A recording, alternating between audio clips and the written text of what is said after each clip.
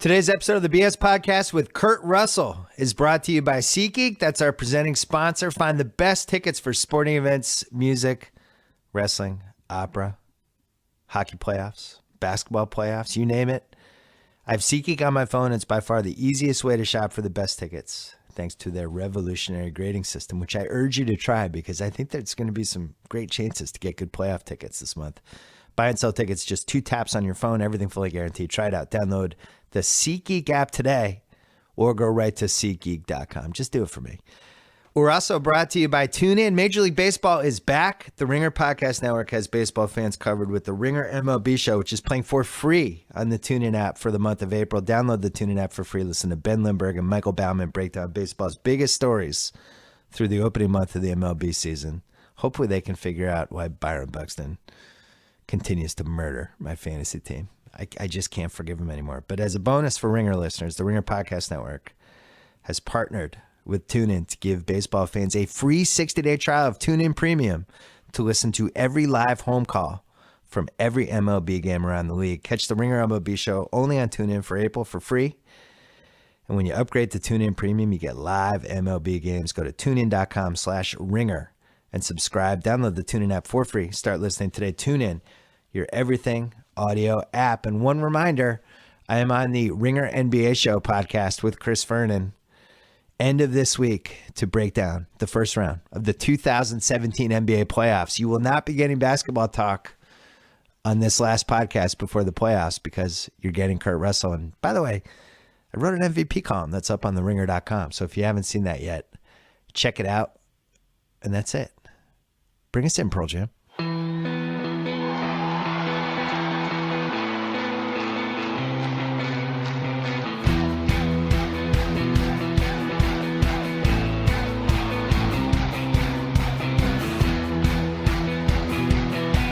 All right, I'm here with Kurt Russell. Warning, there's probably going to be some Snake Plissken talk in this one. But you're in Fast 8. I thought you died in Fast 7, or you were close to dying, or... Well, there was a question worried as to whether or not I was, you know, Yeah. we kind of wrote it that way, which is there's a helicopter on the way, and they decided to have the helicopter get there in time to save his life. So, You recovered from your injuries. You did it. Yeah, well, he's always sort of 3 steps ahead of the game, this Yeah. Mr. Nobody character, and... he's got. You don't know where his money comes from. You don't know what side he's on. You don't know what his history is. You don't know anything about him. And the Vince character takes a real leap of faith with him in 7 because he doesn't know who he is. Yeah. And none of the people ever know his name. They don't know exactly who this guy is, but he's obviously connected to something. And so far, so good. So far, he seems to be a positive influence. Yeah. But, So when they tell you you're playing this character and they're like, there's no background, you just kind of have to figure it out. That wasn't written that way. Yeah. To be honest with you, I was really impressed that when they talked to me about doing it, and however that came about, I don't know. But I said, gee, you know, it'd be fun to kind of get in here and have some fun. But if you're going to do that, let's make the guy interesting. And I don't think a first lieutenant of a special ops guy showing up is really, okay, Right. whatever. But I said, let's make him a mystery character, and let's put that on the shoulders of this character so that the other characters in the franchise have to deal with, who is this guy? You know, where does he come from? And Vince's character Dominic Toretto doesn't really know, but he does take a bit of a leap of faith because he needs to, and some of him needs to, and he has his own gut feelings and stuff. But by making him a character, I said, literally, I think he should be called Mr. Nobody. Not Mr. I said, he's just nobody. When he's introduced in the first one, he just says, who are you? And he says, I'm nothing. I'm nobody. And he's sort of developed into this Mr. You know, he has a Mr. quality to him, so I guess he becomes Mr. Nobody. Right. But you don't know. And I think that, you know, that adds to an interest of him and with him in an entertaining way. It's a movie that doesn't really need to be promoted because it's probably the most reliable franchise we have right now other than Star Wars. Through all your years of doing different movies, is there a right way to promote a movie? Is there a magic formula? That's a very interesting question. That's a really good question. I'm of mixed feelings about it. I've done both, where you go out and promote it to the world, promote it to death. I've done it where many times I've done it in my past, probably to my own detriment, to where I just didn't do anything. Yeah. Mike Nichols and I had a conversation one time about that. It was like he was talking about the not the freshman. What am I trying to? What was his the graduate? Graduate. And he said, there was nothing about that movie. There was Mike Nichols was not someone the world knew or anybody knew outside of New York, really.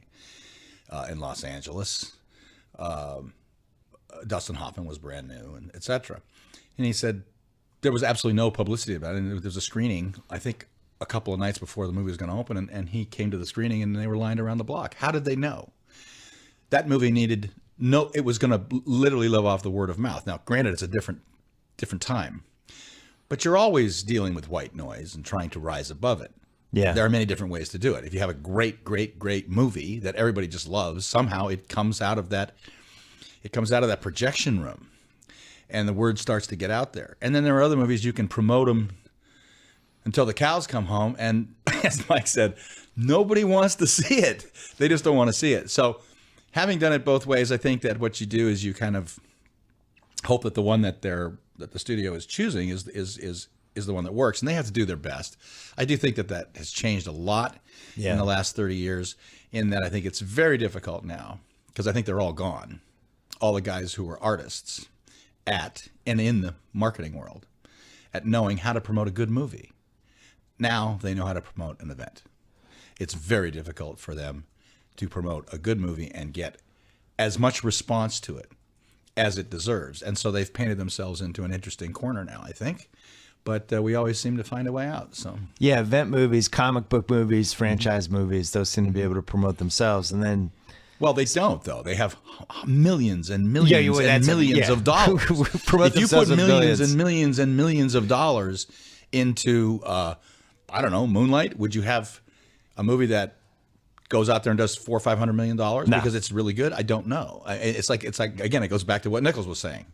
They're either going to go or they're not. And then there's a George Lucas theory of the binary theory of filmmaking, which I also happen to believe in, which is the minute they hear the title, understand what it's about and who's in it, they're either going or they ain't. Did you follow what happened with Get Out like 2 months ago? I thought that was a really effective marketing strategy. Yeah. Well, I don't know if it was a strategy or if it was just what they had to do. Yeah. But the movie found its way. Now, but it was a good movie. That also really helps. I mean, that's the point. I've been involved with movies that were movies that eventually, because they heard about it, they wanted to see. Yeah. Only in my case, thank God for CDs and videotape and all that came in, because if it didn't catch when it first came out, things like Big Trouble in Little China, The Thing, Escape from New York was fairly well. It was just a small release, so there was just nowhere to go with it. Tombstone. I mean, I can go on. Overboard. I've done probably 10 movies that, had it not been for the afterlife, they wouldn't have seen the light of day. And, I want to talk about all those movies. I want to try something a little different with you. I don't think I've ever done this on a podcast. I wanted to go through your IMDb. You said you've never done this before? I've never done this before. All right. I've done a lot of podcasts too. I've never done this before. Something you've never done before. I like that. But going way, way back, because I'm a child of the mid-'70s when all we had on was Gilligan's Island and Brady Bunch. Mm-hmm. And you were Jungle Boy on Gilligan's Island. Yeah. That's well How old were you documented. as Jungle Boy? I was 13. So you're one of the rare cases of the child actor who actually became the successful adult actor and didn't go crazy. There's a lot of reasons for that, because I think a lot of them just found another life that they preferred. Yeah. I think that some of them were really good actors and they just decided to do something else. Others were more effective and perhaps best effective as a child actor, and then as they grew and changed, that became something that didn't work as well. I just never looked at it one way or the other. I just always looked at it as playing a part. I was a guy playing a part. I never felt like I was a kid playing a part. Right. I didn't.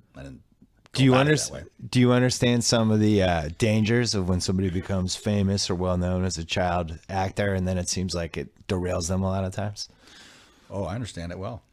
Yeah. So what were the biggest dangers for you? I've lived through it. I've watched it. I've lived it. Let's hear about it. What were the big dangers? Well, the dangers have been documented. I mean, that have happened to many of those young actors. It just wasn't my future. It just wasn't where I was going. It wasn't what I was interested in. I wasn't interested in it for a lot of the reasons that I think perhaps made life difficult for some of those people. Yeah. And, but it's not that I didn't experience the same pressures, the same realizations, the same difficulties. I just kind of dealt with it differently. Rode the waves. What do you remember No, I about didn't ride Gogans the Island? waves. I didn't. That's like that reminds me of a thing. I met a guy one time. I remember there was a phrase one time which was "go with the flow." Yeah. That was just not me. I was never a go with the flow guy, no matter whether it was hip or not. And so, like I said, sometimes to my detriment. But it's just not. It just wasn't my look at life. I was doing other things too. You know, I had other interests, and baseball was one of them, and I was serious about that. So I took that to the professional level and was injured out of the game after 3 years. What position were you? Second baseman. And, you know, that was what I was spending the most and great part of my life working on, because that's a season and that's a continuous, you must quickly and continuously improve to be able to rise up the ladder. And that's a black and white game. How many runs did you knock in that year? How many big runs? How many times did you pop up with a man on third base and nobody out or one out and not move the runner home? How many errors did you make? How many games did you cost us? What was your impact? Were you an impact player, or were you just one of the guys on the club that kind of, Did you play on winning teams? Did you help? It's all that stuff. It's black and white. You can look at stats and say, that guy's good. Yeah. This is not that business. This is it's a subjective look at your opinion of something, and it's entirely different. One is you can get into the weeds about it. One is a creative business where you go to work every day and you create something tangible out of thin air. The other one is tangible, period. Right. And the audience reaction is immediate. Strike three, boo. Base hit, knock the run in, yay. Feels good, feels bad. You learn to pace yourself. Taking some of that knowledge into this business, which my dad did both. My dad was a professional ball player and he was an actor. And we had conversations about that, and, just sort of osmotically, I think I received a lot from my dad and other men around him in the world of baseball and in acting, and sort of made my own way. What was the injury in baseball? Rotator cuff. Ah. I was leading the Texas League at the time. So, Were you really? yeah. I was going to Texas League, so that's up up there. Yeah, good league.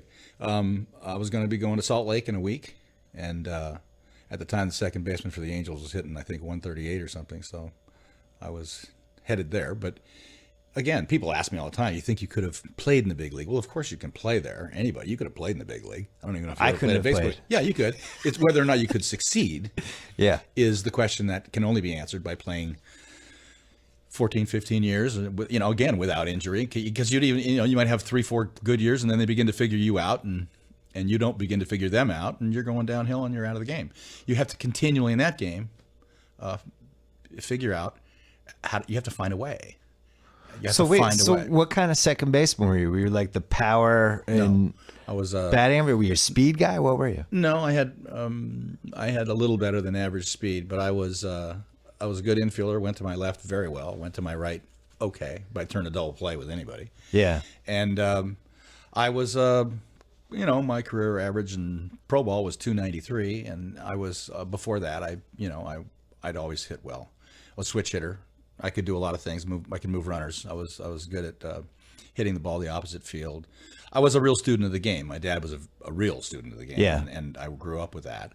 And I was also a student of a man named Hank Robinson, who was a great, again, in an osmotic way, great guy to emulate in terms of hitting and understand hitting and feel like a hitter and begin to understand the things about yourself. Whereas my dad was also someone who made me keep books or taught me to keep books on pitchers and understand who they are and begin to find out who the man is and what he wants to go to in a certain situation. And then, of course, he's doing the same thing on you. It's a real psychological game, psychological war. And, all the players, for the most part, once you get to a higher level, they're all pretty good, Quick break to talk about Lyft. Looking for a rideshare option that will get you there safely and with a smile on your face? With Lyft, you can get a ride in minutes for less than the cost of a cab. Every Lyft driver is fully vetted through their 10-point safety standard, including criminal and DMV background checks. And you can tip them in the Lyft app, which obviously leads to happier and better drivers. 9 out of 10 Lyft rides get a perfect 5-star rating from their passenger. Every car on Lyft has to pass a 19-point vehicle inspection for your safety and comfort. And Lyft's new AMP device uses a color-coded system to help you easily find the right car. No more saying your name to your driver through a cracked window. It's also the fastest growing rideshare app and the highest rated one. And it's your buddy whenever you need a ride. Right now, Lyft is offering our listeners a special deal. And this is a good one. Get 3 free rides for up to $10 each, up to a $30 value when you enter promo code Bill Simmons. All you have to do is download the free Lyft app today. That's Lyft with a Y, Lyft. Enter promo code Bill Simmons in the payment section. Easy to remember because that's my name. You get 3 free rides for up to $10 each. Lyft. Try it out today. Lyft. Back to Kurt Russell. I don't understand why you weren't in a baseball movie. They made like 100 baseball movies. Yeah, they're all bad except for a few. There was one that I was going to do, and it's actually kind of an interesting, fun story. Ronnie Shelton and I were together working on a different movie. I forget it was Best of Times, I think it was, and which Ronnie had written. Yeah. At one point he said, we should do the baseball movie. It's never really been written, the one that we would like. And I said, yeah. And he said, why do you think that is? And I remember saying, because it's always written from the fan's point of view. It's always written by a writer who was a fan of the game. It's not written by a guy who played the game, and that's probably why. And I said, I think the point of view should literally, and we both agreed because we were saying it at the same time, should be from the point of view of a woman. You got to understand that baseball, especially in those days, I think it's changed a little, but at heart, baseball players are still the same.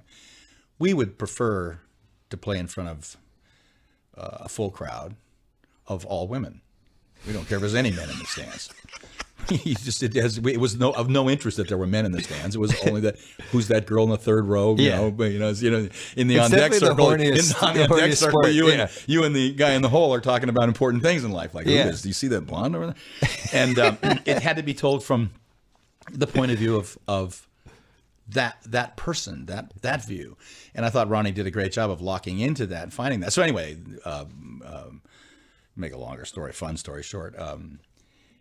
Kevin Costner ended up doing that movie because he could get a better deal with Costner at the time than he could with me at different studios and whatnot. So you could have been Crash Davis. Well, a lot of that's my life story. As Ronnie put it, what do? I said, go make the movie and die. I say that as we remained great friends, and we got to do a movie that I really loved doing with Ronnie. Called Dark Blue, and it's one of my favorite experiences as an actor. Yeah, and Ronnie's a terrific. Would have been nice to be Crash Davis, though. Yeah, I think so. I very, very rarely have. It's a great speech in that movie. Well, I've written that. Oh, you mean the cockeye fastball? Well, no. There's another speech which is, the toughest thing a manager has to do is let a ball. And that was how I answered my phone call to Ronnie when I was going to have the conversation about what happened here. Yeah.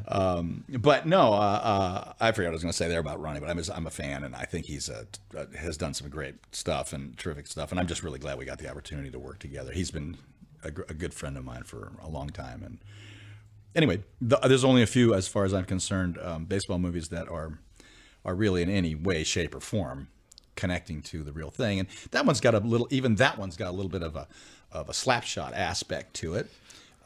It's a little more of a rom-com. I've never seen. I don't think there's ever been a movie, as far as I'm concerned, that is centered around a ball player that is a drama that you really get involved in. That's not just the fun, boyish aspect of what's great about the game of baseball and how it connects to Americans. What'd you think of For Love of the Game? Because I think that tried to do a lot of what you're talking about. Yeah, I liked For Love of the Game. I don't remember seeing it a lot, and I don't know if I've seen it from the top. Was that the Perfect Game? Perfect Game. It got lost in like this whole rom-com side of it. And the baseball stuff was much better. It's good. I remember reading it, watching it, and it's good. Oh, what I was going to say, I know what I was going to say. I don't want to say it. I've never written fan letters and anything, but after, and I was really, I didn't really care if they did succeeded or not once I was going to do it because it hurt a little bit because it was a lot of my life. Yeah. And I went to watch the movie the day it came out, and I wrote Costner and Ronnie Shelton a fan letter and said, "Way to go, guys! You did great. You really did great." Because I was impressed with what Kevin was able to do with it. Had I played it, would it have been different? Yeah. And so you always, ifs, ands, and Peter Pans. Who cares? Field of Dreams? Yes or no? It's like The Natural. I liked it. I like it for I like it for what it's about. You know, it's a dream. I love The Natural. It's a thing, and I get what's really touching about it. As a ball player, it's not touching on the things that resonate with you. Yeah, that resonate with me. I love to see Major League. I love to see it. No, that's just a clown show. That's fun. I mean, it's fun. Look, it's fun. But that's written from. I think you got to write the movie. You got to do it. Well, that's yeah. I mean, there's that possibility. But now I'm long from being that interested in the game. You know. Listen, if Redford can play The Natural at age 55 or whatever it was, there you I go. think you can. I that think you'd be a answers the question. I'm a Robert Redford fan, but don't give me I think he was 46 actually. I looked into it and it was like he was 46. You know, but it's sweet. Wonder Boy was a cool. That's a cool. It's a Sandlot approach. It's like what's dreamy about it. It's not the perils and the reality of the difficulty of the psychology of a human being who has one way out, and that is baseball. That's with a bat, a glove, and a ball. Can you get to a level of living a life that you want to through those instruments? That's for me, because I lived it. It was that's a compelling thing. It wasn't a clown show thing for me. It wasn't and for me it was interesting because wherever I went as a young ball player, you know, to the fans who didn't know anything. I mean, Southern California, everybody knew. All the ball players know each other because and if you're gonna play pro ball, you're gonna go through Southern California at some point. So I knew about all the ball players, and the ball players knew me. But the fans that I went to the visiting ballparks, they only knew me. They only knew me as an actor, a Disney actor, and was like, "What is this? What is this?" So it was kind of always fun for me and some of my ball player friends because they said, "Well, they're going to find out. This guy can hit it." Right. And anyway, that's what if you're a retired pitcher who decides to get back in and just takes a ton of HGH to try to have one more season? That's not the way to do it. No? Okay. As a retired, no, you've got to go. I'm trying to help you out with the baseball I worked at one time fairly closely with the guy who did come back late in age, and it's not HGH. There's only one pitch you're going to do that with. Knuckleball. That's it. What if you're Jim Bouton came back with a knuckleball? What if you're he was a retired knuckleballer? If you're knuckleballers are never retired, you know, if they throw a good knuckleball on that day, you ain't going to hit it. But I mean, that's just the way it is. But Bouton came to the Portland Mavericks, which was a club that my dad and I owned. And that was the Ball Force sequel, right? Yeah. Well, no. Have you ever seen Batter Bastards of Baseball? Yeah. Yeah. So Bouton was with that club, and he was starting his comeback, and my dad gave him his chance, as it were. A place to go to get started again, and I caught him quite a bit when he was working. I had a pretty good knuckleball myself, so we kind of talked about his knuckleball really could move. And when he had control of it, and he had, you know, I think when he made it back to the big league, I believe it was with the Giants, and I think he went 4-2.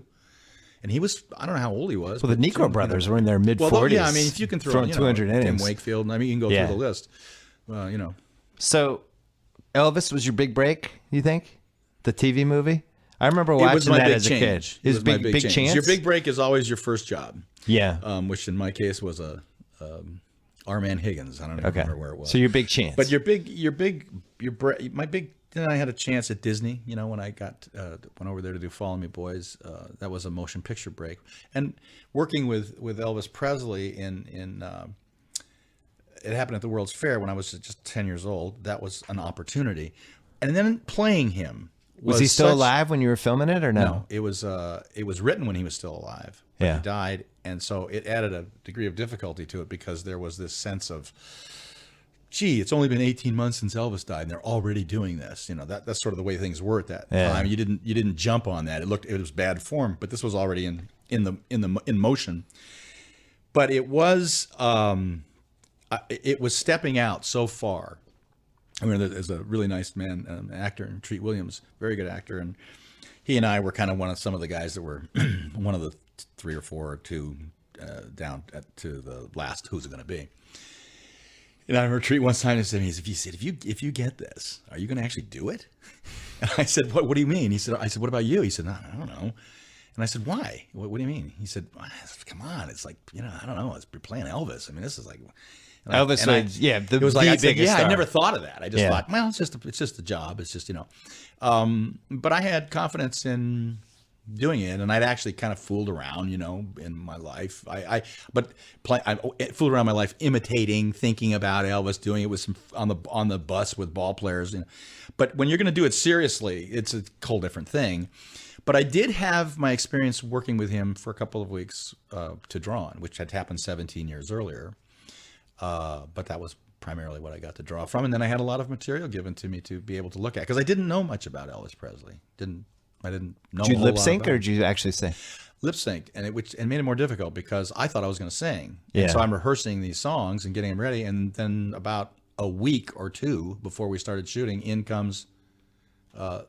They never ever thought of me singing and doing it, and I was because and I was learning it from Elvis's songs. Yeah. So I was learning to lip sync to Elvis, as it were, but I was going to maybe do the voice. We didn't know.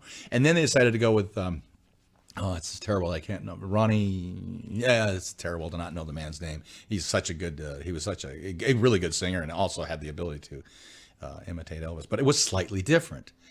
And I realized then that I had to kind of sell Elvis a little more.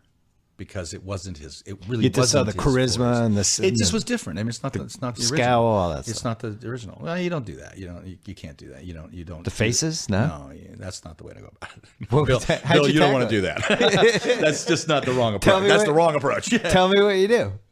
You understand the human being. Okay. If I'm going to play you, Yeah. I'm going to find out things about you. I'm seeing I'm watching the way you sit, the way you think. I'm sitting back uncomfortably right now. I'm sitting back. You and I are kind of different people that way. You're comfortable, but you're No, forward. I didn't. I wanted but I'm to saying seem if I'm like- going to play you, I'm not going to play you like gonna I'm sit doing back. right now, right? Yeah. Well, now you're doing me. That's That's you playing me. But I'm just telling you how I would do it, which is you get to understand the human being. And what I Right. learned about Elvis was that Elvis, in a way, learned to play Elvis Presley. He wasn't that. And when you see him early in his life, he's quite different than he became 5, 6, 7 years later. Did you have to gain a lot of weight for like the last stage of Elvis? We didn't get. You didn't do that? It was Pull a De Niro? It was before that. Ours finished in '69 when he came back in Vegas, and he was going to go back on, and he was very nervous about it and very unsure of what was going to happen. So, I remember loving it. I don't think it's been on. Sometimes these things come back. I can't remember the last time it's been even on. yeah, Sometimes they just disappear into the. Hey, the ether. that was a good one. Yeah. That was a good one. Let's take a break to talk about Delta Airlines. It's no secret that traveling can be stressful, especially if you have one or more small kids. Then it becomes really, really stressful. You can have peace of your mind in your palm of your hand right now with the Fly Delta app. The Fly Delta app will make your travel experience informed, connected, and seamless. It's with you every step of the way, giving you the timely information you need. Find, compare, and book flights on the go. Check your Sky Miles balance. Update your travel preferences to find a flight that's right for you. Make sure your time at the airport goes smoothly with interactive airport maps, easy access to your boarding pass, gate and seat information, the ability to scan your passport during check-in, get alerted when boarding begins, rebook, cancel, or delay flights as soon as they occur. And you can keep tabs on your bags too because they deliver real-time bag tracking with RFID, which is radio frequency identification. I have been traveling for a long time, and traveling is a hell of a lot easier if you have apps like this Delta app, and I've used it because I love Delta. Being on the go doesn't mean being out of the loop. Discover all the ways Delta makes travel easier than ever before. Download the free Delta app on your iPhone, iPad, or Android today. I don't have to tell myself because I already have it. All right, back to Kurt Russell. Escape from New York, one of my all-time favorites. John Carpenter. Great who talent. also directed Halloween, which is another one of my all-time favorites. So I was predisposed to like this movie. An unbelievable premise. Although in retrospect, it was 16 years later, New York City has been turned into a maximum security prison. Yeah.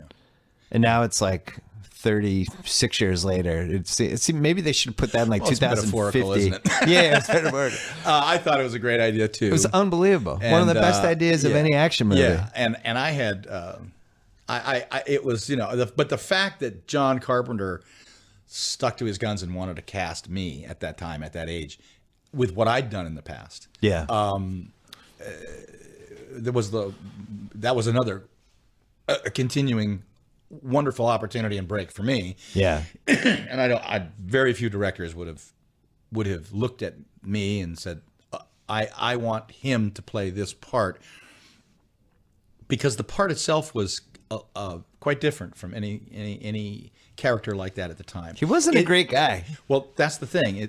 All the movies with let's say the 40-year-old stalwarts of those kinds of a movie where a guy's going to get revenge, or a but that was the point. I kind of jumped the gun there.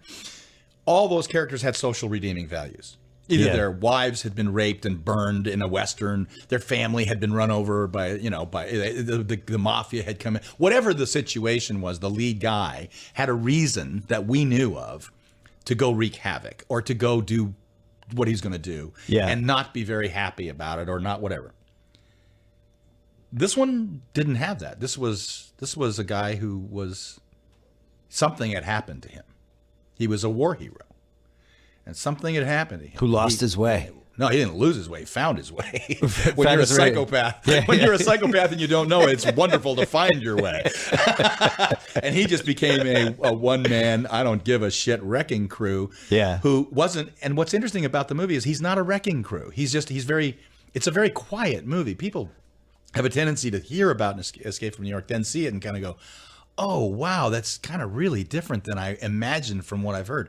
It's not an action movie. No. It's a movie about a guy who is there because he's got those things in his neck. Otherwise, he wouldn't be there, president or not. My favorite line in that movie is president or what? Right. He just doesn't care. He just doesn't care. He just, if you get deeper and deeper into Snake Plissken, which is, they're talking about doing sequels and things like that to it. You have to understand some things about Snake Plissken, I think, that are very important. First of all, he's American. There's a reason he's in that ring with a baseball bat with nails in it. Yeah. Because I'm playing him. I'm pretty good with that bat in my hand. Yeah. He was an American. Yeah. He's not an international guy. He's not James Bond. He's the negative James Bond. He's American. That's a very important thing. And the other thing is that, to get further into him, and if you watch the movie and you see it, he's an escape artist, and the only thing he can't escape is himself. And that's the thing that makes him the way he is. Yeah. So anybody who's going to do what he's going to do in the future should, I think, look at that and begin to understand that about that character, and you have to have a certain sense of humor, I think, to find the balance that makes him work for the audience. It's a Netflix series if it comes back. I think it's like 13 episodes. Yeah, I don't know. Listen, in New York in a maximum security. I like to make remakes because they are flawed. Either they're flawed in casting or they're flawed in the screenplay. Yeah. When you don't have that, you face an uphill battle. In doing anything that you're going to do that John Carpenter did, you're facing a different battle. John Carpenter has a look at life that is just different from anybody else's. It's what gives him, I think, his great talent. My rule on remakes is if I can still watch it and I still enjoy the hell out of it, don't remake it.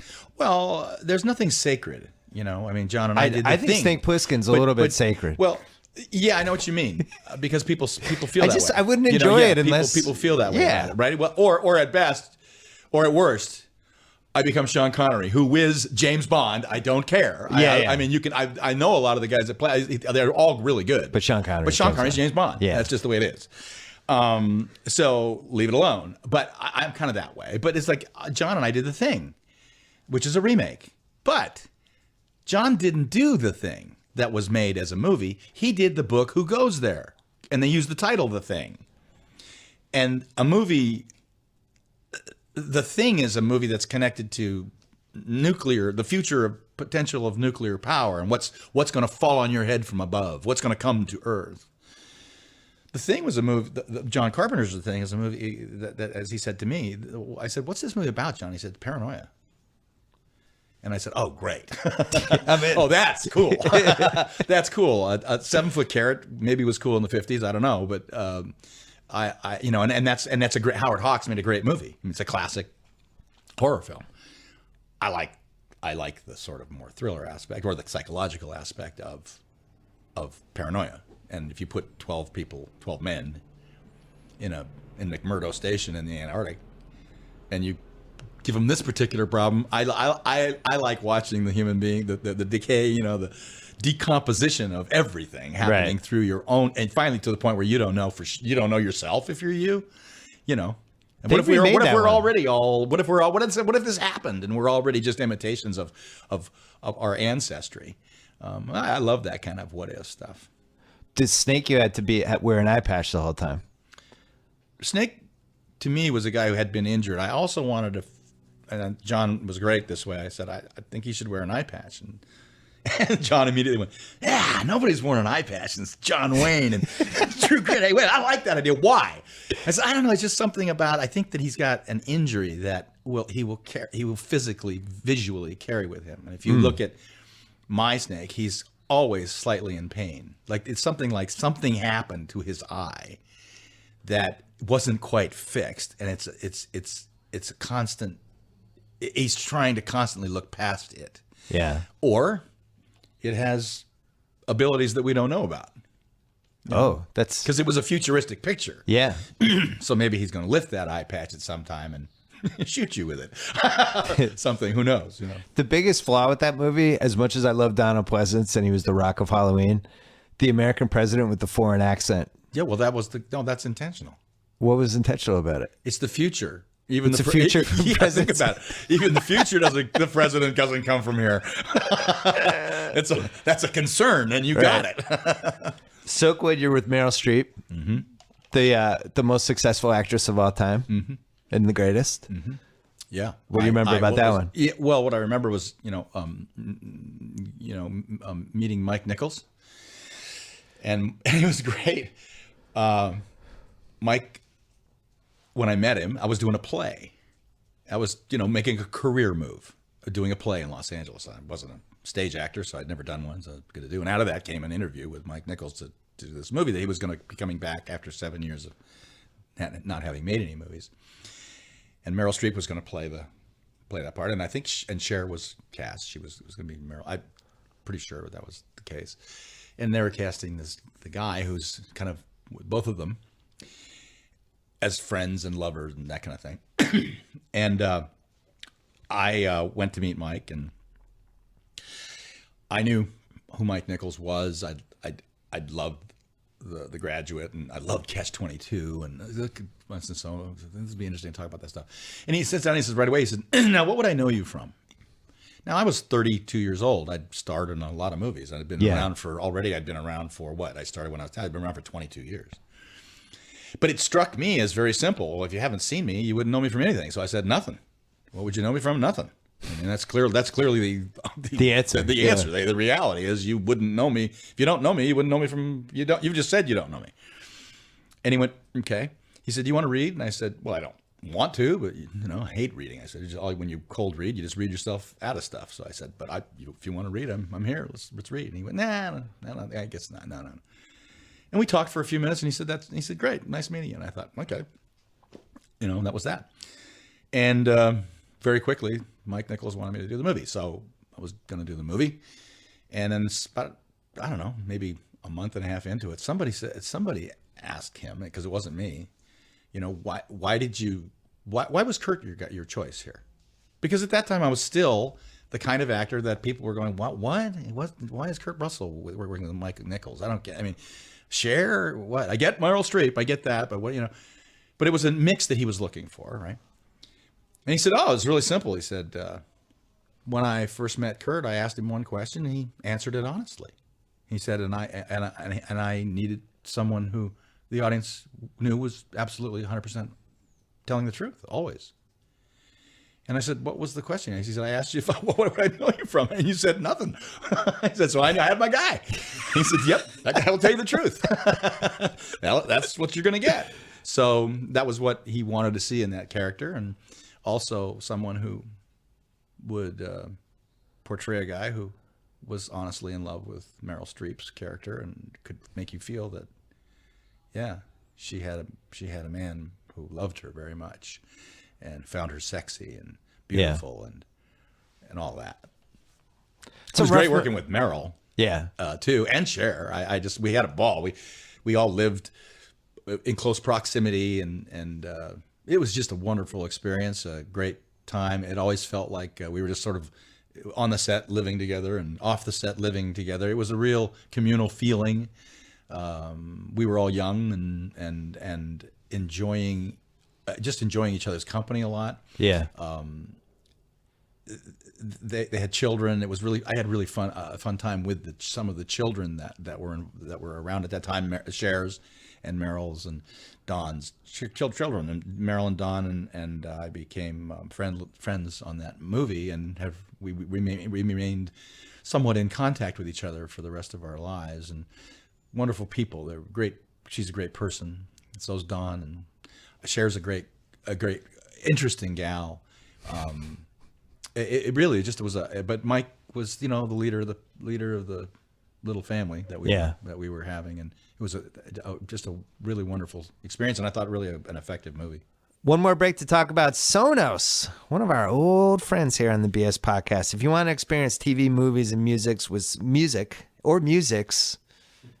as they call it sometimes after a few drinks, with sound you can feel from a speaker you'll hardly notice, well, Playbase from Sonos gives you just that. Its low-profile design practically disappears beneath your TV, yet it fills your entire viewing room with epic home theater audio.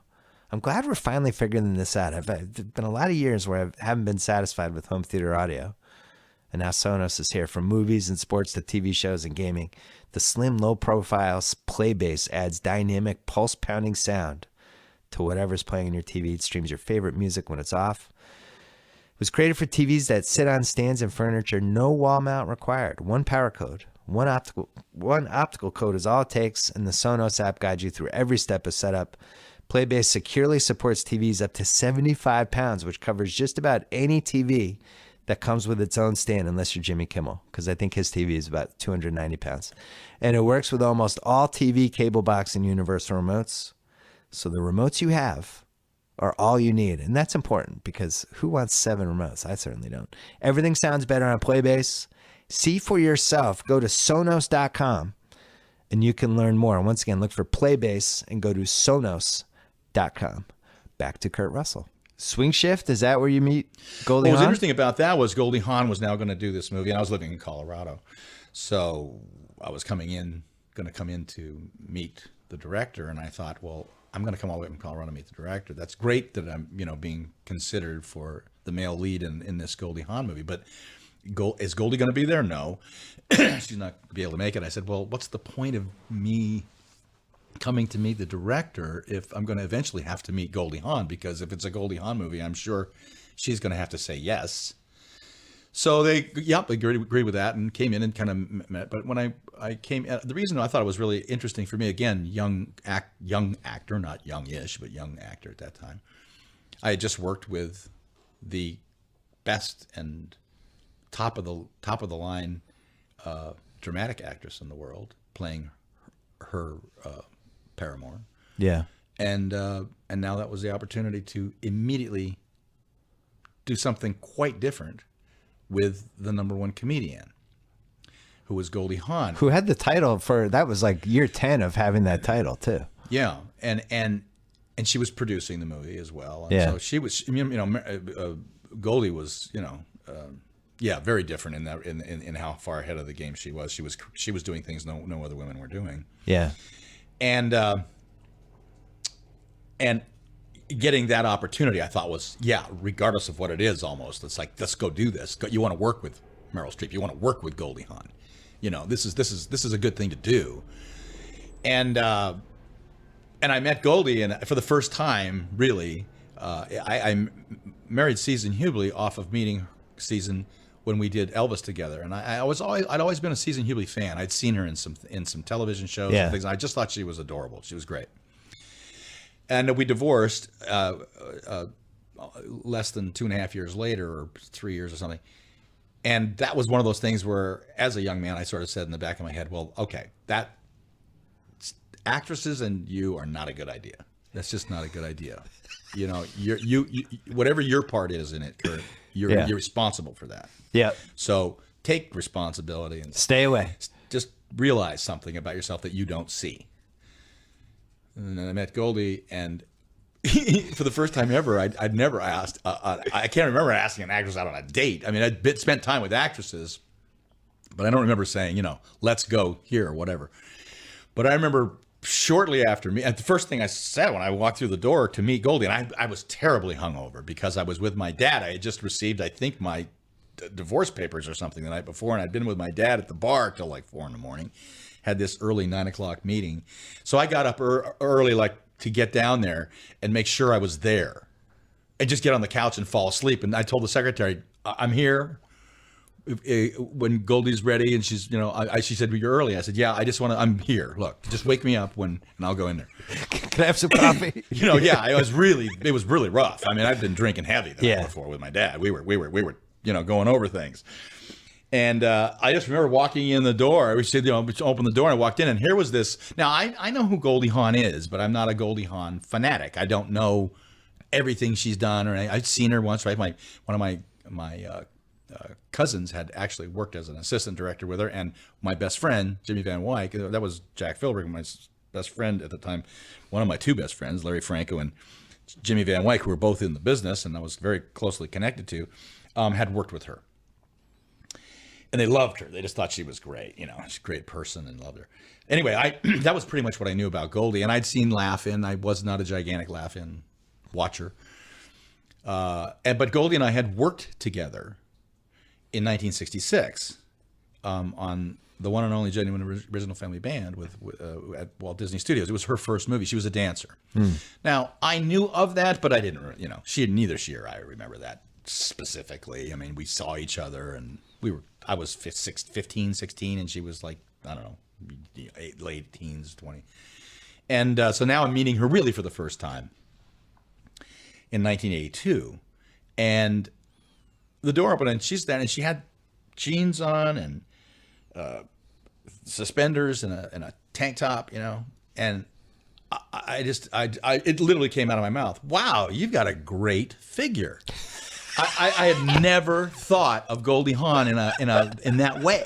Like, you're built, man. Yeah, you look good. And I literally caught instead of her going, "Get the fuck out of here," I don't know who you think you are. She kind of went, "Well, thank you." Oh, that's it. She went, "Well, thank you." And I said, "Yeah, I just sorry." She said, "Well, let's talk about the movie." I said, "Yeah." And I watched her take one hat off and put another hat on, and I was immediately impressed. And we talked about it, and I wasn't having any trouble like with my hangover. I was just having a great, fun, immediate conversation with this beautifully figured, really cute, and increasingly fascinating girl who was calling the shots. And I didn't know where anything was with this. And again, I just been that actor. I didn't, look, what's going to happen is going to happen. I didn't much care. You can want something, whatever. You can go through your life wanting anything. Guys, if it's meant to happen and you're meant to do it, and it's going to happen or not. And that was my point of view with it. And anyway, she decided that this was the one she thought was right for the movie. We then met again later with Jonathan Demme, who was young in his career. Wow. Became a spectacular director. You cut some good ones early. Yeah, I did. Yeah. And anyway, very quickly though, when I met Goldie, the movie was the movie, but I very quickly was like, hey, that thing in the back of your head about actresses? Fuck that. What's the deal with you? It was like the first day I went to work, I had to do this whole number with a horn, and I'd learned it for 2 weeks, and all I could think about was, we may have to dance in this thing, and I really need to, I don't want to look bad, I want to look right. I know she's a dancer, and she can probably help me, but we need to go get to some of that music. And I said to her that day, all I could think about was that. I was like, hey, we need to do this. And she said, let's do it. And I think it was a Friday night. It was a Friday night. I went to work on a Wednesday. I went to work on a Wednesday. We worked Wednesday and Thursday on the musical stuff and the scene, and we worked Friday. And Friday night we went out to go find a place. I had to find the place. I'm not a good date guy, so I was like, wow, how do you even do that? Yeah. So I finally found, it was the Playboy Club. And did the Playboy went to the Playboy Club to do the dancing, sat down about 2.5 hours later, walked out, never got up once. There was no dancing there. Yeah. I'd blown that, and I didn't care, neither did she. And 2.5 hours later, we were on our way to 34 years. So that was at the time, huge celebrity couple during the era It when wasn't. celebrity couples start Actually, it wasn't. coming. No, it wasn't. Why do you say Goldie that? It Hawn wasn't? was a huge celebrity. I was a well-known actor who'd been around, and I was not Warren Beatty. I was not Jack That's Nicholson. fair, but it was still two named people When you're dating. not that guy, and the Hollywood zeitgeist kind of wants that to be there, it wasn't an immediate acceptance. It was interesting, and then it quickly became, oh, wow, and at that point, I began to. My career began to be going in a different on a different trajectory. Yeah. And then that fit. But yes, over the next long period of time, we became Paparazzi immediately? Yeah. Your life changed? Yeah. Well, I always had a good way of being able to kind of move around. You can't do that with Goldie Hawn. Yeah. It's just not that. And then those days, Especially in 1984. it was immediate. Yeah. And then it became. Then I became more well known myself, and it became increasingly the situation. And it was just always it was in the beginning it was tough for me because it was like, wait a minute, I don't know if I want to sign on for this, but it didn't matter. Because if you're in love, you're going to figure out a way to deal with it. You better figure out a way. When did you hit the stage where you're reading stuff in magazines or whatever that just is completely not true? Oh, well, that's happened since I was 10. Well, The press never tells the truth. They're not interested in the truth. They're interested in what they want to say. That's just the way it is. Sometimes it can be good for you. Sometimes it can be bad for you. Sometimes, and what happens is sometimes you just look at it in amazement and go. Of course, my favorite thing about that is, and I'm just going to pick a name here when I get to it. It's not going to be connected or true or anywhere. All right. But this is my theory on that. Because I have to look to myself, like look in the mirror. I remember going to the, you read stuff about yourself and you go, you've got to be kidding me. Where did that come from? How could they even dream that one up? I mean, what that's amazing. Yeah. And I became very well known for just saying, yeah, I did that. Yeah, that was me. Yeah. I just said, I'm going to say yes to everything and they'll let you guys parcel it out because none of it's true. So it doesn't make any difference to me or those close to me. That's just not what happened. That's just, I don't even know that person or that situation. I wasn't even in the country at that time, whatever it was. And so, it's completely insane. And I always kind of, think it's kind of funny. Yeah. And then at other times it's not. It's kind of aggravating, but you just go, whatever. And, but I'm that person who goes to the grocery store, local grocery store. And then there's the National Enquirer or the Star or the Globe or whatever it is. They're all right there, right? And you're waiting in line and, because you got 3 packs of cigarettes and an apple, right? And so you're waiting in this line for the woman who's got the 3 babies and all the baby diapers she's got to get through. And so you got nothing to do and you read it and I open it up. And now I've read so many things about myself or people that I know that are just completely insane, right? But I'm the guy who goes there, open it up, and you're flipping around and you go, oh, it's kind of crazy. Gee, John Travolta. Yeah. I kind of, you know what? Yeah. God. You just talk yourself into it. No, you immediately buy it. You immediately go, yeah, whatever. You flip the page and there's another one about you and you go, what do they talk? What are they doing? And so when it's about you, you know that it's insane. But when it's about somebody else, you have this tendency to just go, I've even had, my family, my mom, my sisters, and I say, guys, just don't. It's just what they do. And now in the age of the internet, it's, I guess, even more so. I don't know. I don't kind of. Yeah, I think I think that was a better it's been time. so long now, and now it's that. I must say that's kind of like history. So I did a bad job of pacing because we have more movies to go through, and we're going to run out of time. Go through and we'll do. You tell me you got tell me I got 30 seconds, and I'll do it in 30 seconds. I'll try to give you the highlight. Best in Times. That's your first sports movie, but let's Robin Williams really quickly. Tremendous talent. And finally had to go to Robin and say, Robin, I have to have this conversation with you. He said, what? I said, every time you tell a joke, I'm just telling you right now, I think it's incredibly funny and you're incredibly funny doing it. But I can't go through every day laughing all day at your jokes because I'm afraid if I don't, you're going to keep working at it and you're going to wear me trying out. to win you over. I have to just do my part. But I just want you to know, I think it's hysterical. I think you're hysterical. It's hysterical. And just know that because sometimes I'm just going to walk away and be thinking about something else. But you don't have to, you don't have to think. I didn't think it was funny. He was great, funny. He was just wired like that all the time. So. Yeah. He just had to always make people laugh all the time. So. Yeah. Tequila Sunrise. You played the part that was it written for Pat Riley, or did you consult Pat Riley? What was that deal? It was written probably as Bob. I've heard Bob Town talk about that a little bit. That Another Riley was his impression in his head, yeah, in his head, and I think he was interested in casting Riley. That we never talked about that much, but I worked closely with Bob on that. Because you had the Riley hairstyle in that movie. Yeah. Oh yeah. I mean, it's like I love to do that with directors. It was weird that you were carrying a clipboard though. It's I didn't understand who's your I like to ask the director, who's your perfect casting, so that I can understand what's in your head that you're going for, so that I can kind of understand that, and you're not going to hurt my feelings. I just want to know where you were going in your head, and it was a tremendous opportunity to work with maybe the best screenwriter we've ever had. I don't know. He's been referred to that many times. I think he's phenomenal. I think I learned from him how to read a screenplay and work on a movie. And not only the desire for all actors to have not the plot move the story, but their characters move the plot. He's so deeply into the character so quickly that what the character doesn't say moves the plot. I learned that from him, from watching that with him.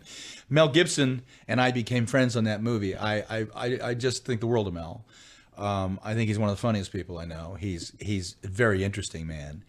Smart. I would say. Yeah, no, he really is. I mean, he really is. He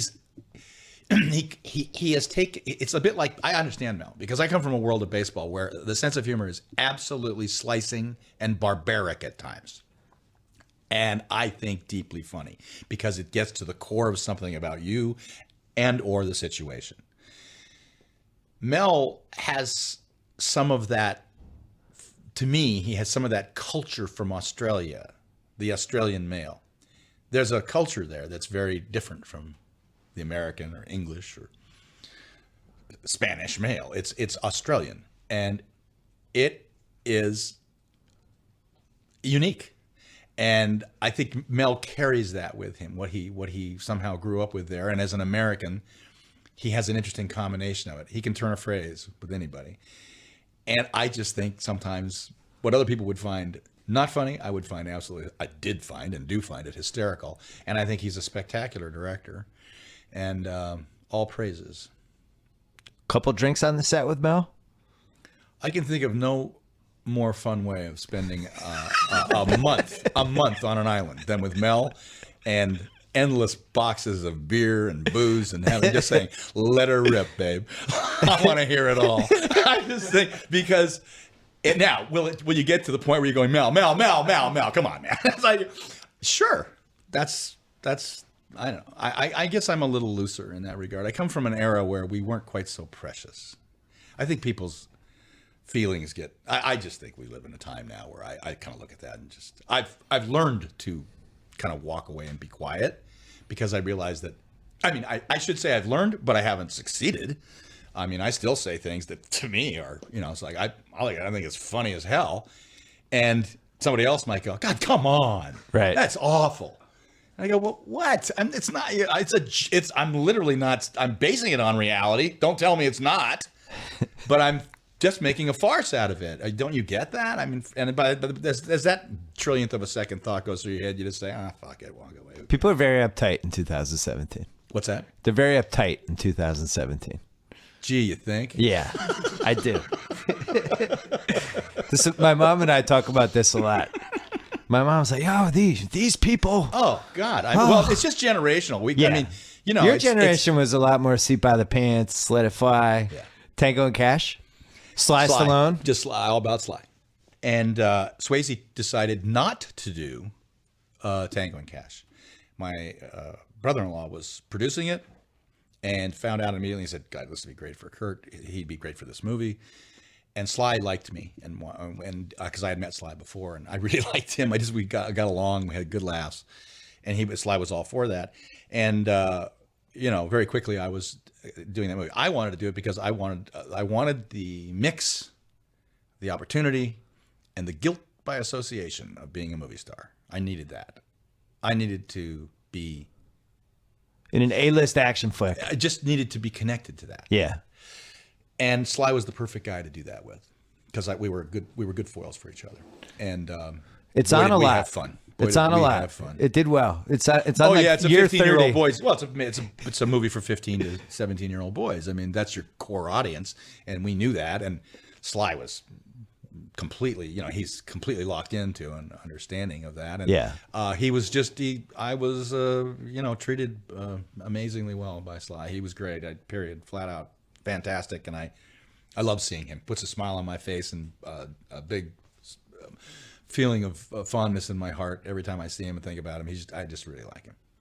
It might be the most sarcastic action movie of all time. Yeah. It's definitely in the top 3. Yeah. There's a lot of sarcasm flying around. Yeah. There's a lot Fists and sarcasm. That could have been the name of the movie.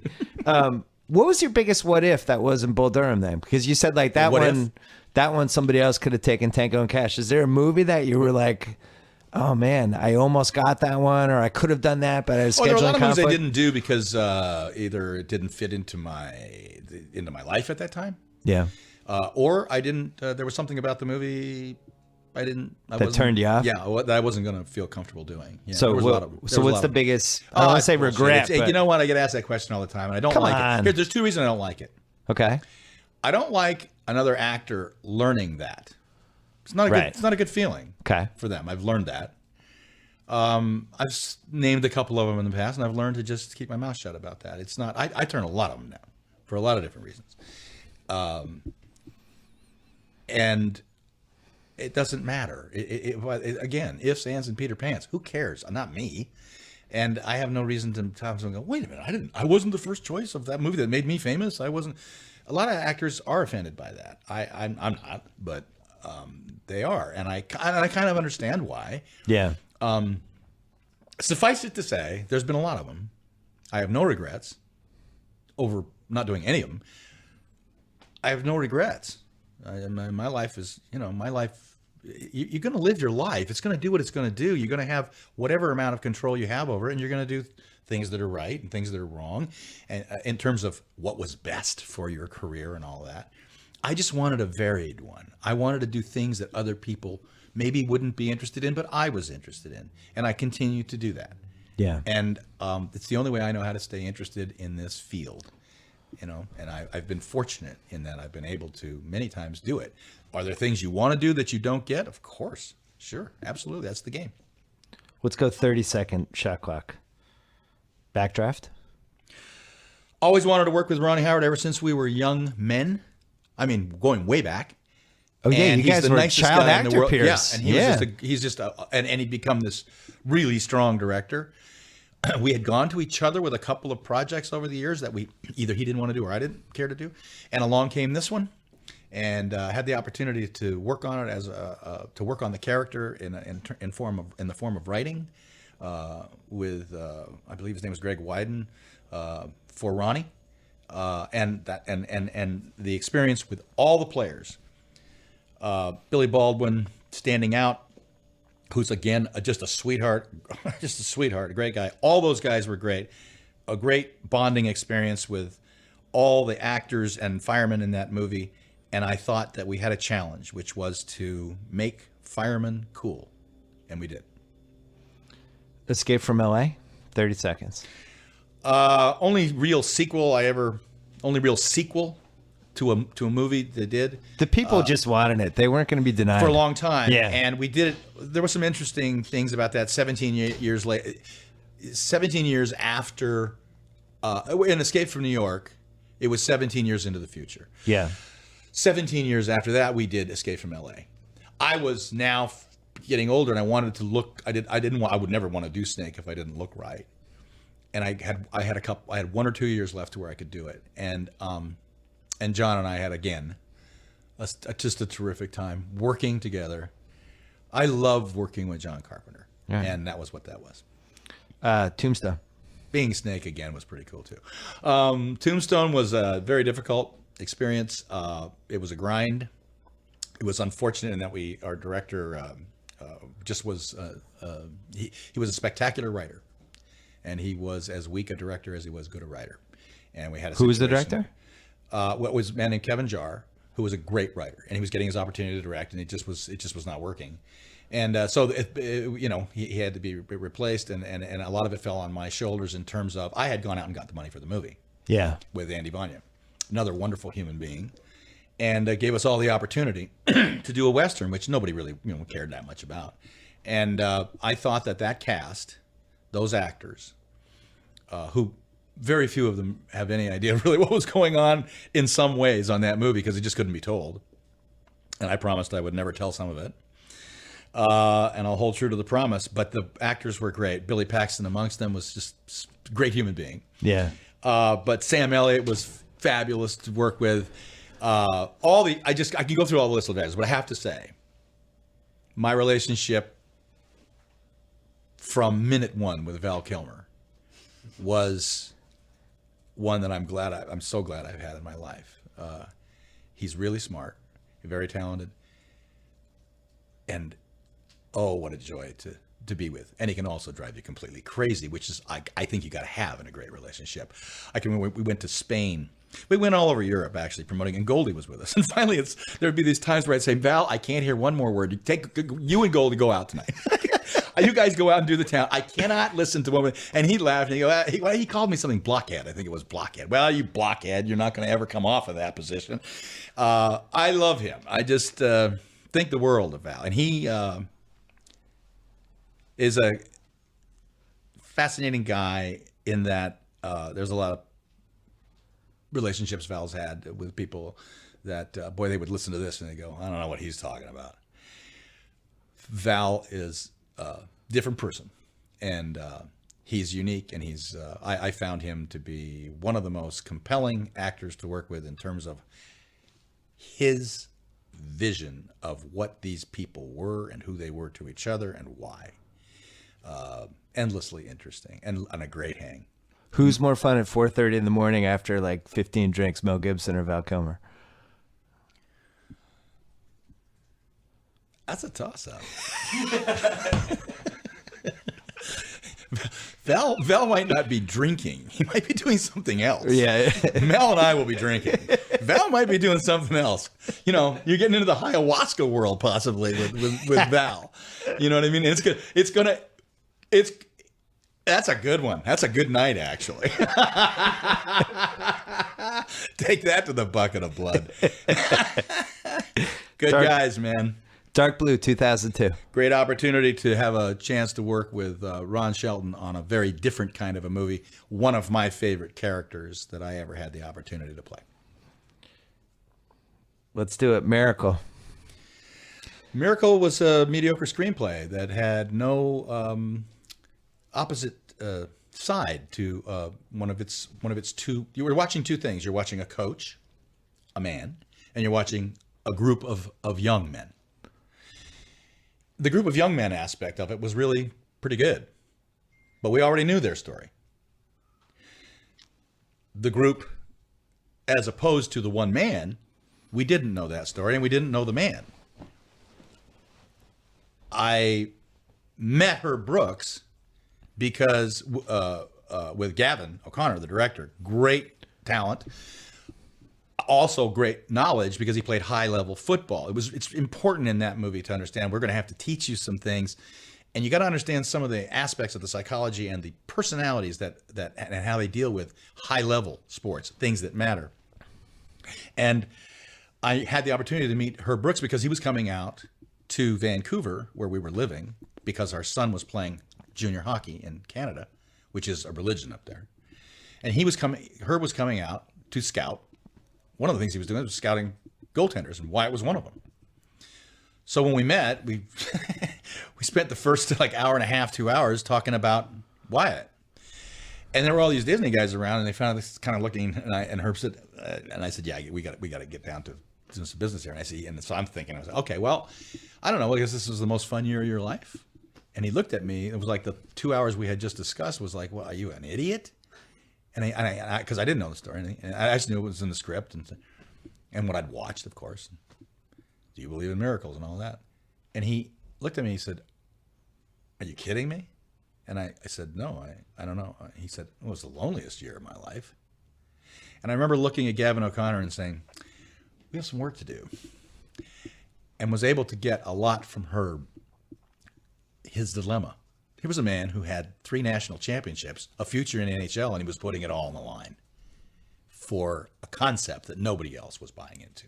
Yeah. It was tremendous. He wasn't just Simon Legree whipping the boys, going more, more, more, more. No, it had to be put into context. And there was really nothing in the screenplay about what the coach was doing behind the bench. So it didn't matter. We had to work on that. And I think that I love that movie. It's also one of my favorite performances from Kurt Russell because I got the greatest accolade I've ever gotten out of that, which was when we went and had the premiere. Herb's grandson, who was like 3 years old at the time, about 4 or 5 minutes into the movie, I was sitting not too far from them. I heard this little voice go, Papa, or Poppy. I forget what it was, Poppy or Papa. And he was pointing at me, and I said, that'll do that. That'll do it for me. You nailed what my review would have been of that movie if you had asked me. Mediocre script, you were great in it. It's a mediocre script. It's not a mediocre movie. No, I disagree with you if you think it's a mediocre movie. I said mediocre script. Yeah, but you said mediocre script. Yeah, I agree with that. I think the movie worked. Yeah. But I think it worked because you were good in it. I'm not laying something on the writers. I mean, I think they wrote the basics of it. What are you going to do? But there were some things that we needed to change, take out, put in, like you do on all movies. There's nothing different about Miracle in terms of that, in terms of the in terms of the working on a script. But in particular, you needed to know what Herb had at stake, so that every time you're with Herb, you just didn't want to get back to the guys. It was like, okay, got it, Herb. You got it. You want to win. Got it. No, you got to understand what somebody's putting on the table that they may lose for their entire life, and that was fascinating. A very weird thing happened there. I'm a pilot, and I was flying on the day that Herb was killed in his car accident, and I was flying from, I believe, Muskoka, Canada to Los Angeles, and I looked back on the time. I found out the time we died. I was almost directly over him when he had that car accident. Yeah. That's very bizarre. I've never told that story before, but I looked on my logbook and I kind of worked it back, and I was within a 4 or 5 mile range. At what would I be? I would have been at 28,000 feet, and it was bizarre. That's amazing. Yeah. I think the problem with a movie like that. Wish you would have seen that. I wish you would have been able to see it. You have first of all, you're competing against the memory everyone had from 1980. So that's obstacle one. Then obstacle two is it's this team of 22 hockey players, and it's just in a 2-hour movie. It's tough to keep track of everyone, which is why the coach and whatever the performance is going to carry the movie. Yeah, that's Gavin O'Connor doing that. He made you know who those people were. By the end of it, yeah. By you knew who was who. The coach has to be awesome in that movie. Well, you also knew by the end of the movie, you knew enough about hockey to realize that the last 4 or 5 minutes, you're playing defense. You're trying to you're trying to hold on to the victory. And you, the audience, understood. There's not a lot of people that are going to understand the intricacies of defensive hockey. And Gavin O'Connor had the difficulty of trying to subtly teach the audience through the personalities of the people and through the coach's wishes and desires and way and style. You learned enough that by the time you get to you're sitting there going, hold on, guys, hold on, and that's what was going on in that arena. And when you're watching at home, it was the longest 9.5 minutes of all time. It wasn't. It took 5 hours. It was 10 minutes. Yeah. It was 9.5 minutes of one. It's like, oh God, please, the clock was just going. And and they were a juggernaut. That team was. I think they'd won 48 games or something like that in a row. Yeah. Internationally, I mean, that's like an 8th grade team beating the Yankees in the 7th game of the World Series. It was that crazy. It's the greatest tape delayed sports moment of my life. I agree, and it was real simple. They outworked them. Yeah. It was at the end of the day, the complexities of the game all mattered. But the work those guys put in, Herb realized something. I got young legs. If I can build those young legs up and I can get them to believe in themselves in terms of what I think will work, we can outskate them. And that was a genius concept. It was like, what? Nobody can outskate. It's ice hockey. Yeah. You have to skate. These guys are the greatest skaters in game terms in the world, and they wore him out. You took like a 4-year break from 2007 to 2011. Was it a retirement or a sabbatical? No, I got interested in wine. I'm doing Death Proof with Quentin Tarantino, and he's my favorite filmmaker. I just think I think he's a Orson Welles of our time. I think he's great, and he's a blast, and he's brilliantly talented. And I'm doing Death Proof, having a ball, playing this stuntman Mike character, just having a ball. But I've always wanted to make wine, and a friend of mine was talking to me about it at the time and saying, if you're going to do this, you need to get going on it. I said, yeah, I do. I just don't know how to do it or what to do in it. And now I'm sitting there with Zoe Bell strapped to the hood of the car. We're for 3 weeks, and we're going to be doing this scene. And I'm driving, and she's sitting there, and we're talking. And behind her, I'd always look at where I was just off the side of the road with the walkie-talkie waiting for them to say, come on. Hopefully they've shut down all the roads, because we're going to literally be doing 90 to 100 going down this road. And hopefully, and the camera car's in one lane, you're in the other, and there's no room for anybody else coming the other way. So, yeah. Hello. And, but as I was waiting, I'd always be looking at this vineyard, sort of daydreaming, thinking, God, I'd love to own a vineyard. I'd love to make wine. The next year, I met the people who owned a vineyard in Santa Rita Hills, California, because I wanted to make Pinot Noir, and I wanted to make a Burgundian style Pinot Noir. I know. Oh, wow, you're getting super technical on me. I just knew what I wanted to do. Yeah, but I had no idea how to go about it.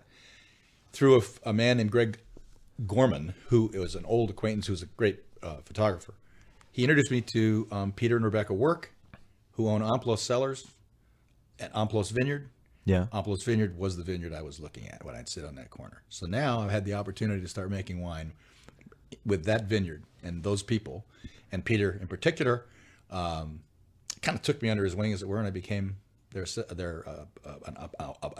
wine apprentice. And they let me make they helped teach and continue to teach me and help me reach some of the goals that I want to reach in terms of winemaking. And my Gogi wine, Gogi, is my wine. People can always ask me, where can I go? I go to gogiwines.com. And my wine is taken off. I mean, I make a really good high-end Pinot. I'm going tomorrow to the Disney Wine and Food Festival for 3 days. And they have my wine at the best restaurants around Disneyland, Disney World, Shanghai Disney. It's also all over Los Angeles and some places in San Francisco, Wally's, and it's all around. I mean, my wine is growing, and I'm very proud of it. And I have mine, and nowhere on it other than on the back is my name. This is not a situation of a celebrity horribly slapping a name on a bottle and making a claim. I love the whole world of learning, being a part of, making, blending, whatever, farming, anything that has to do with wine. I love it. And that was, I preferred the fun that I was having doing that to the screenplays I was reading. And I'm fortunate. I made enough in my life to have my life. I'm stunned by this. I had no idea. Yeah. If you like Pinot, go for Gogi. I love Pinot. Pinot's my favorite. I've probably had Pinot, this. You like Pinot Noir? Pinot's my favorite. Oh, well, okay. My Pinot's made for Pinot drinkers. It's a complex balance. We can get. I have a whole one. Stop. This doesn't sound like a commercial in 5 seconds. But if you like Pinot, Bill, that's the deal. My mom is a wine lunatic. There are wine fans and wine lunatics, and my mom's a wine lunatic, so I've had it basically the last 30. In California? I'm in LA. My mom's in Beverly Hills. Okay, well, you're yeah. So she's that's go to Wally's. I've been to Wally's. Go to Wally's and say, hey, I'm looking for. If you can't remember Gogi, okay, just say I'm looking for Kurt Russell's wine. I think I'll and remember. And also, Gogi. do you like Chardonnay? Nah, yeah, I do red. Okay. I'm done with white too. But I've retired from whites. I'm getting more and more into Chardonnay too. I like that because I like Burgundian whites. So anyway, I did that from bicycle trips with Goldie. Started learning that there was more to the bicycle was that trip. the most shocking revelation of the podcast? Really? I had no idea. Yeah. Kurt Russell. All right, we're wrapping up. Fast All right. 8 coming out Friday, which I think is when we're putting up this 14th? podcast. Yeah. Yeah, the 14th. And by the way, Are you going to be alive for thought- Fast 9? Can we say? I have no idea. I have no idea. I just sort of Mr. Nobody? I have no idea. I have no idea what they're It's going to available. do. Talk about next time around. All you care about each time is that movie, and I've seen it. It delivers. I can recommend it. Thanks for coming on. This is All great. right. Cheers. All right. All right. Thanks to Kurt Russell. Thanks to SeatGeek, our presenting sponsor. Thanks again to the Fly Delta app for sponsoring the show today. The Fly Delta app makes your entire flying experience seamless. Real-time bag tracking with RFID, passport scanning during check-in, easy access to your boarding pass and gate info, and so much more. It's actually silly if you don't use the Fly Delta app. It's with you every step of your trip, giving you the timely information you need. Download the Fly Delta app and start flying in style. I don't need to do this. I already have it. Thanks to Sonos for epic sound you can feel from a speaker you'll hardly notice. You need Playbase from Sonos. Playbase adds pulse pounding sound. Pulse pounding. I always have trouble with that one, Tate. To whatever's playing, from movies and sports to TV, game, and music. And you don't even need to read the manual. The Sonos app guides you through every step of setup. One power cord, one optical cord. All it takes, everything sounds better on Playbase. See for yourself at Sonos.com. That is Sonos.com. Don't forget to go to the Ringer NBA show if you want to hear me break down the first round of the NBA playoffs with our friend Chris Vernon, who's already headed for, I think, a sad ending in round 1 with his Grizzlies. We're going to talk about that. Don't forget about my MVP column on theringer.com. Don't forget to catch up on our other podcasts. I did a mailbag on Monday, a one-man show. Tate chimed in a couple times, where we just try to cover as many mailbag questions as possible. And then on Wednesday, Joe House and I went over the last vestiges of the MVP race, and we talked to Fast and Furious producer Neil Moritz. And if you like the franchise, I would highly recommend that one. Lots of tidbits. That's it for the BS podcast. Go Celtics. Talk to you next week.